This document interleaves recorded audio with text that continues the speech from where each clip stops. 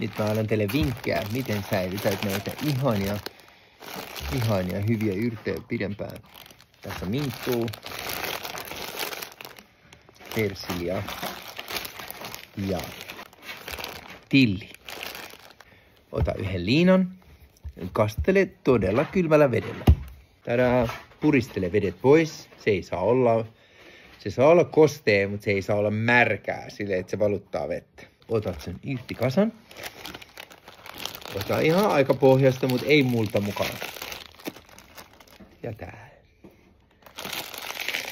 Sä voit laittaa nää ihan vierekkäin. Eikö näyttäkin hyvältä? Ai. Sitten tietysti Lähi-idän rakastamaan minttuun. Sitten käärit. Ja aina silloin tälleen. Kastele tätä liinaa, että se pysyy kosteena. Tadaa! Tässä se on. Ja sit jääkaapiin. Ennen vanhaa tehtiin sanomalehteen, mutta kun muste ei ole kovin terveellinen, tää on parempi tapa.